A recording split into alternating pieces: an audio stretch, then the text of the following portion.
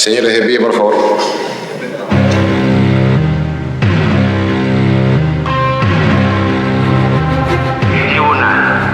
Por unanimidad, falla.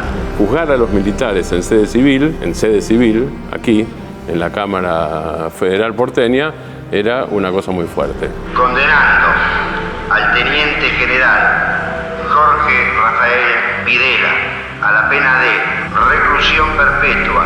Nunca se había hecho un juicio por un tribunal civil aplicando el procedimiento del Código de Justicia Militar. Nos metimos en un túnel que yo no lo conocía, no sabía lo que había pasado en el país de esa manera. Con una pala mecánica ubican el lugar, sacan alrededor de 70 cráneos y cantidad de bolsa. ¿Qué hicieron con el cuerpo de nuestros hijos? Uno tiene que preguntárselo el resto de nuestra vida. Fue realmente impactante que todos esos tipos que tenían en sus manos la vida de tanta gente fueran condenados.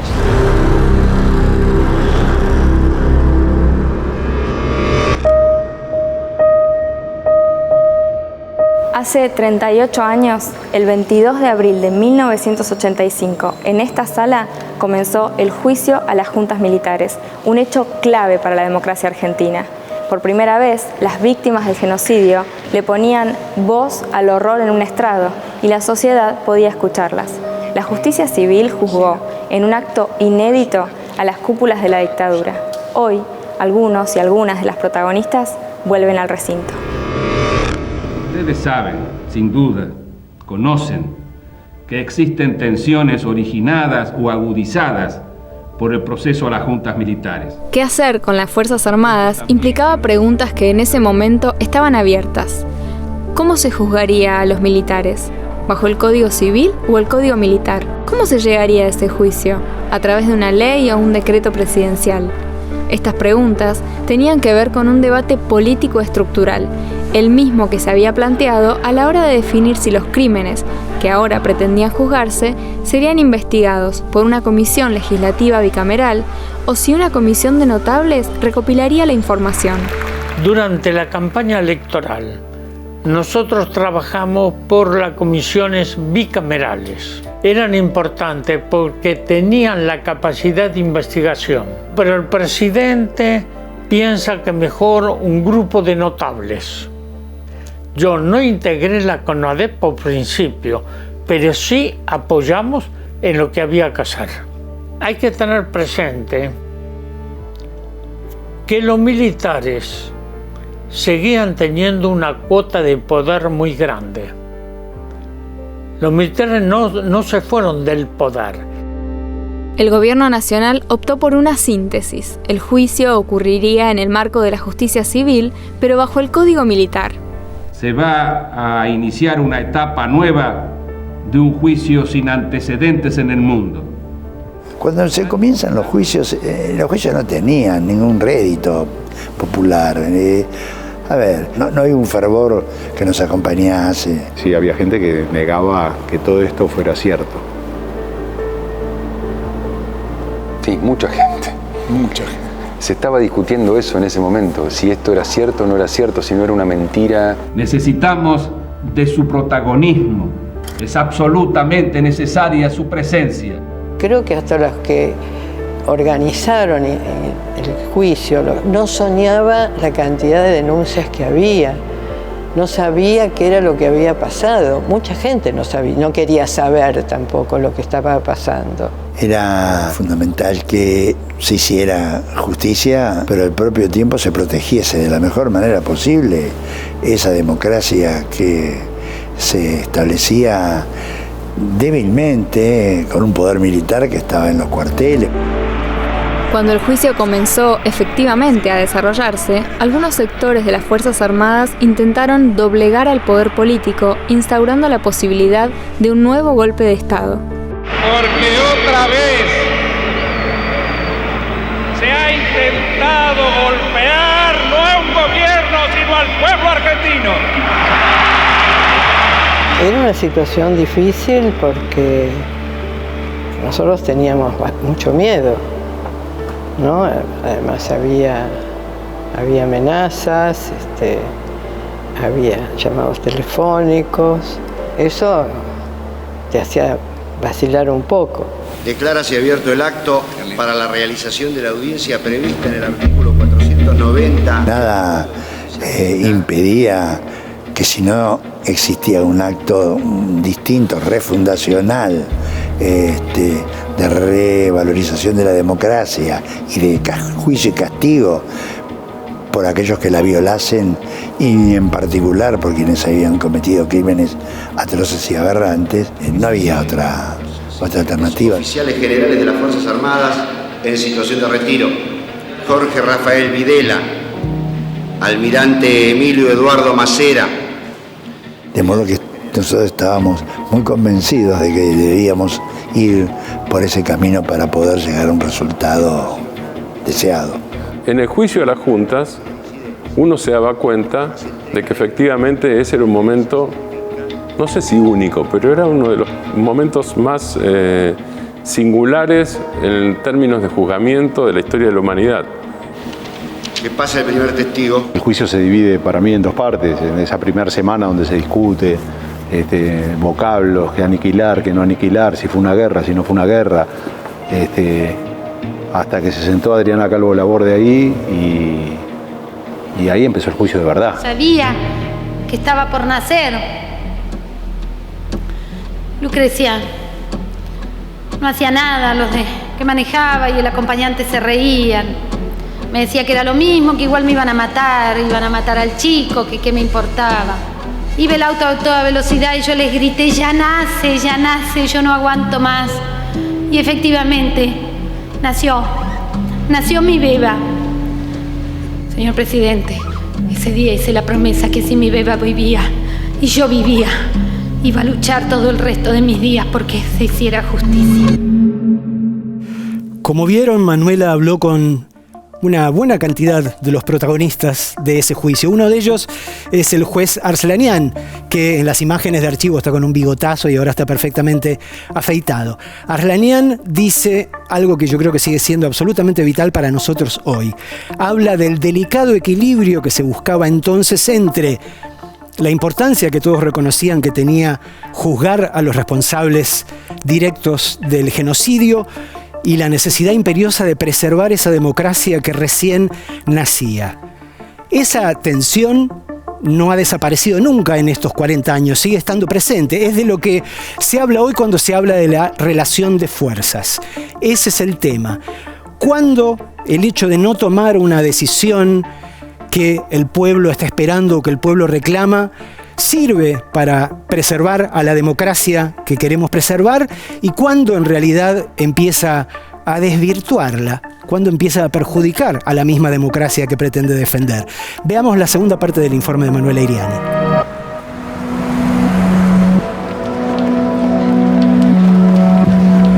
Las denuncias recopiladas por la Comisión Nacional sobre la Desaparición de Personas en el informe Nunca Más fueron de vital importancia para que la Fiscalía pudiera presentar la acusación en el juicio. Lo único que hicimos fue ir a los archivos de la CONADEP y ahí fue cuando nos sumergimos en los casos y con la ayuda de la gente que había trabajado en la CONADEP, que eran los que realmente les conocían, con esa idea que tenían los fiscales de probar que había ocurrido lo mismo en todo el país. Aquí le vamos a entregar, señor presidente, el informe. La masa total del informe comprende más de 50.000 folios. No creo que tuviéramos, en particular nosotros como grupo, una estrategia jurídica. Lo que pasó fue que empezamos a darnos cuenta de lo que podíamos hacer. Y lo que podíamos hacer era hacer como el puente para que la gente viniera y hablara acá. Y eso fue lo que me parece terminó definiendo el juicio para todos los que estábamos alrededor. ¿Jura usted decir verdad en todo cuanto supiera y fuera preguntado? Sí, juro. Era como correr un telón y poner en el escenario el drama. Lo que hacían era poner a uno a la parrilla, pegarle y tratar de sacarle un nombre para ir a buscar a otra gente. Graciela Moreno fue violada por los guardias, que por supuesto la culpa siempre era de la detenida. Tuve un paro cardíaco, me golpearon mucho el pecho para que reaccionara y dijo que, dada mi condición, podían seguir efectuando la tortura. Están los más conocidos y están los menos conocidos. En cualquier caso, si se pudiera juntar todo eso, es un tesoro. Cada día había un tesoro, cada día había algo o más de uno. Personas que se desnudaban acá. Me ponen en una mesa, me atan y bueno, proceden a darme lo que ellos se llaman máquina, ¿no? Contaban cosas que en muchos casos nunca antes habían contado, que sabían que entre el público que no veían había gente allegados a ellos que no sabían, a los que nunca le habían contado lo que le estaban teniendo que contar ahí. Entonces, eso fue, para mí eso fue el juicio. Era una chica muy joven. Hay mucha parte de relato que está centrado en la captura, en la tortura, en en lo que pasaba ahí. Esa chica estuvo muy poco tiempo y fue trasladada. Yo eso lo pude manejar en el juicio. Hay cosas que me costaron más y hay cosas que me costaron menos. Señor presidente, le rogaría que el señor fiscal no haga gestos. El señor fiscal merece todo mi respeto. Yo no lo he visto, que le pido, señor fiscal, señor si fiscal, así fuere, que se integre. Yo no voy a hacer gestos, pero le digo, por este camino vamos a llegar a que, según algunos letrados, se le diga a algunos testigos: puede sentarse, señor, quítese la capucha. En la última parte del juicio era en que hacían las preguntas los abogados de los represores, pero en algunos momentos, que era situación medio difícil, aparecía casi siempre Arslañán y ponía las cosas en orden. Doctor Orjeira, le recomiendo por última vez que tome asiento y guarde silencio. En algún momento lo hice callar, le dije que no siguiese en esta tónica, que no interrumpiese. Bueno, etcétera, etcétera, hasta que llegó un momento que dije: personal policial, detenga a fulano de tal, doctor Orjeira, retírelo inmediatamente de la sala. Personal policial procede a la detención del doctor Orjeira. Marcó una línea que nadie más abrió la boca. Los defensores se guardaron de hacer este tipo de manifestaciones o molestias y la cosa pudo caminar. Había aparecido con todo esto toda una jerga, palabras que no existían antes de que se emprendiera esta acción: chupar, tabicar, y apareció la expresión mandar para arriba. Se sabe que a esas personas se les aplicaba un tranquilizante que ellos llamaban pentonaval. Ellos no precisaban qué significaba el traslado. Ellos decían: te metemos un pentonaval y te vas para arriba. Y se rumoreaba, de esto no puedo dar fe, que eran arrojados desde aviones. Es imposible que me imaginase semejante grado de crueldad y semejante grado de psicopatía. El chico Floreal Avellaneda. El 14 de mayo de 1976, en las costas de la República Oriental del Uruguay, aparecieron 8 cadáveres. Entre ellos estaba el de Floreal Edgardo Avellaneda, un jovencito de 14 años de edad, atado de pies y manos y con muestras evidentes de haber sido víctima de torturas aberrantes. ¿Quién puede creer eso? ¿Quién puede pensar que eso es posible? ¿Quién? Nadie. Nadie. Luego de 530 horas de audiencias y con la presencia de 839 testigos, finalizaba la instancia de las declaraciones, y la sociedad quedaba ahora a la espera de los alegatos y la sentencia. Señores jueces, este proceso ha significado, para quienes hemos tenido el doloroso privilegio de conocerlo íntimamente, una suerte de descenso a zonas tenebrosas del alma humana. Vivimos con mucha intensidad el momento de la acusación, porque además Estracera, su personalidad fue creciendo a medida que avanzaban las audiencias. Este juicio y esta condena son importantes y necesarios para la nación argentina, que ha sido ofendida por crímenes atroces. Y cuando llegó el momento de la acusación, era un león que estaba sentado ahí, y entonces era un poco la atracción nuestra o el interés de poder escucharlo. El día del nunca más estábamos allá arriba. A partir de este juicio y de la condena que propugno, nos cabe la responsabilidad de fundar una paz basada no en el olvido, sino en la memoria, no en la violencia, sino en la justicia. Esta es nuestra oportunidad y quizá sea la última. Señores jueces, quiero renunciar expresamente a toda pretensión de originalidad para cerrar esta requisitoria. Quiero utilizar una frase que no me pertenece, porque pertenece ya a todo el pueblo argentino. Señores jueces, nunca más. Silencio en la sala. Silencio. Se dispone personal policial desaloje la sala. Desaloje la sala, personal policial.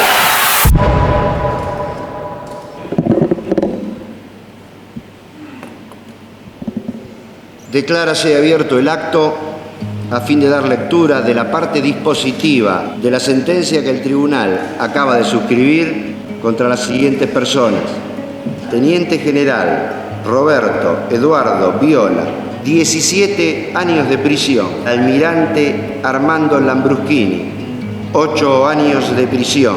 Brigadier General Orlando Ramón Agosti, a la pena de 4 años y 6 meses de prisión, absolviendo de culpa y cargo al Brigadier General Omar Domingo Rubens Grafinia de los siguientes delitos por los que fuera acusado por el fiscal.